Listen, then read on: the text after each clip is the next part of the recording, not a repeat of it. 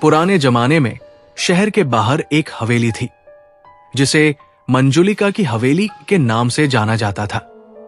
यह हवेली अब खंडहर में बदल चुकी थी, पर इसके किस्से आज भी लोगों की जुबान पर थे। लोग कहते थे कि रात के समय हवेली में अजीब सी चीखें सुनाई देती थी। वहां से गुजरने वालों को कभी खिड़कियों से कोई परछाई दिखाई देती तो कभी बंद दरवाजे खुद ब खुद खुल जाते। यह हवेली ठाकुर रणविजय सिंह की थी, जिनकी एकमात्र बेटी मंजुलिका एक प्रसिद्ध नर्तकी थी।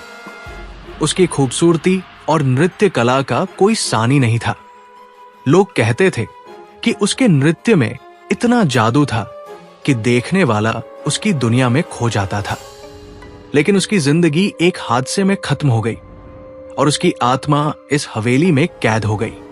शहर के 5 दोस्त अनिकेत, प्रियंका, विवेक, सिम्मी और करण इन कहानियों को सुनकर दंग रह गए।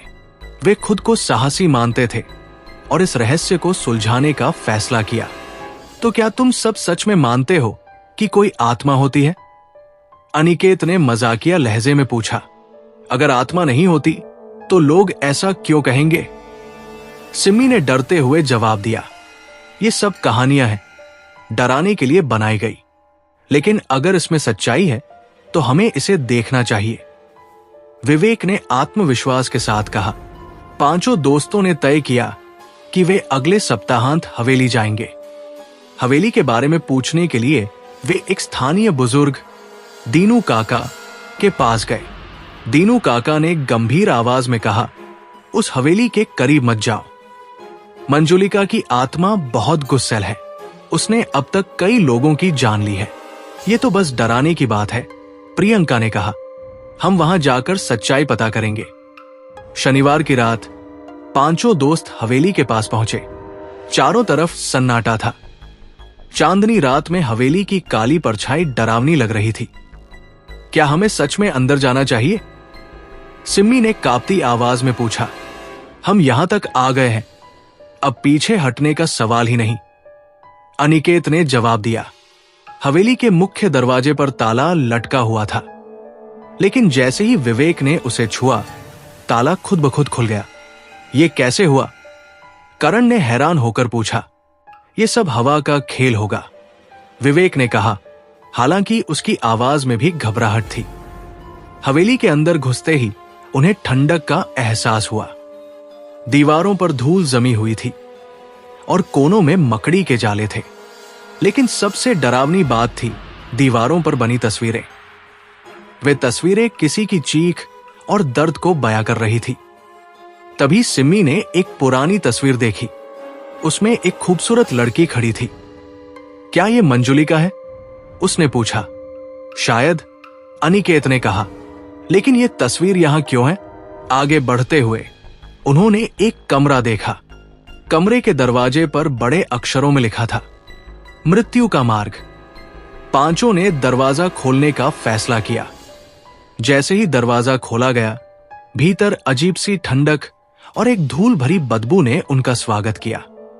कमरे में एक बड़ी मेज थी, जिसके ऊपर एक पुरानी चमड़े की जिल्द वाली किताब रखी थी। यह किताब कैसी लग रही है? प्रियंका ने पूछा। यह किसी की डायरी लग रही है, अनिकेत ने जवाब दिया। विवेक ने किताब उठाई और उसका पहला पन्ना खोला। उस पर लिखा था, मंजुलिका की कहानी, मेरी आत्मा की पुकार। सभी को अचानक एक अजीब सा एहसास हुआ, जैसे कमरे में कोई और भी मौजूद हो।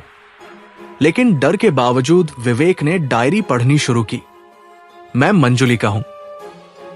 यह हवेली मेरा घर थी, नृत्य मेरी आत्मा था और इस कला ने मुझे पहचान दिलाई। लेकिन मेरी पहचान ही मेरी सबसे बड़ी सजा बन गई। ठाकुर रणविजय, मेरे पिता, मेरे सबसे बड़े संरक्षक थे, पर वो भी मुझे उस शैतान से नहीं बचा सके जिसने मेरी जिंदगी खत्म कर दी। डायरी के शब्द जैसे हवेली की दीवारों में गूंज रहे थे। प्रियंका ने घबराकर कहा, हमें इसे यही छोड़ देना चाहिए। यह डायरी पढ़ना सही नहीं लग रहा। नहीं, विवेक ने कहा, यह डायरी ही हमें यहां की सच्चाई बताएगी। डायरी के अगले पन्नों में मंजुलिका ने अपने जीवन का वर्णन किया था। वो एक खुशहाल लड़की थी जिसे नृत्य से गहरा प्रेम था। लेकिन उसकी जिंदगी तब बदली जब रणविजय के भाई विक्रम हवेली में रहने आए। विक्रम एक खतरनाक और स्वार्थी इंसान था। उसे मंजुलिका की खूबसूरती और कला से लगाव हो गया, लेकिन ये लगाव धीरे धीरे एक जुनून में बदल गया। डायरी के अनुसार एक दिन विक्रम ने मंजुलिका से अपने प्रेम का इजहार किया, लेकिन उसने साफ इनकार कर दिया। विक्रम ने गुस्से में कहा, अगर तुम मेरी नहीं हो सकती तो किसी और की भी नहीं बनोगी। इसके बाद डायरी का वो पन्ना फटा हुआ था। आगे क्या हुआ होगा? करण ने सवाल किया। यही हमें पता लगाना है, अनिकेत ने कहा। डायरी पढ़ने के बाद उन्होंने कमरे को और खंगालने का फैसला किया। तभी अचानक खिड़कियां अपने आप बंद हो गई और एक तेज हवा चलने लगी। सिमी चिल्लाई, यहां कुछ ठीक नहीं है, हमें यहां से जाना चाहिए। लेकिन तभी एक धीमी आवाज कमरे में गूंजने लगी। कौन हो तुम लोग? मेरे घर में क्यों आए हो? प्रियंका ने दीवार की तरफ देखा। वहां से एक धुंधली परछाई निकल रही थी। वो परछाई मंजुलिका की थी। उसकी आंखें गुस्से से लाल थी और उसके बाल बिखरे हुए थे। हमें कुछ नहीं चाहिए, हम बस सच्चाई जानने आए हैं, अनिकेत ने कांपते हुए कहा। सच्चाई? मंजुलिका की आत्मा ने कहा। सच्चाई जानकर क्या करोगे? मुझे न्याय दिला सकोगे? अगले दिन दोस्तों ने हवेली के तहखाने का पता लगाने का फैसला किया। तहखाने का दरवाजा जंग लगा हुआ था। दरवाजा खोलने के लिए उन्हें काफी मेहनत करनी पड़ी। तहखाने के अंदर अंधेरा और सन्नाटा था। वहां दीवारों पर खून के धब्बे थे और फर्श पर काले जादू के प्रतीक चिन्ह बने हुए थे। यहां जरूर कुछ भयानक हुआ होगा, विवेक ने कहा। तभी सिम्मी ने एक कोने में रखे लोहे के बक्से को देखा। बक्से को खोलने पर उन्हें मंजुलिका की एक नृत्य वेशभूषा मिली जो खून से सनी हुई थी। ये क्या है? प्रियंका ने चौंकते हुए कहा। शायद यही वो कपड़े हैं जो उसने अपनी आखिरी रात पहने थे, करण ने जवाब दिया। तहखाने से लौटने के बाद हवेली में विक्रम की आत्मा प्रकट हुई। वो गुस्से में चिल्लाया, तुम्हें यहां नहीं आना चाहिए था, अब तुम भी इस हवेली का हिस्सा बनोगे। विक्रम की आत्मा ने प्रियंका और सिम्मी को अपनी ओर खींचने की कोशिश की, लेकिन तभी मंजुलिका की आत्मा ने प्रकट होकर उन्हें बचाया। तुमने मेरा जीवन बर्बाद किया, लेकिन अब मैं तुझे चैन से नहीं रहने दूंगी, मंजुलिका ने विक्रम की आत्मा से कहा।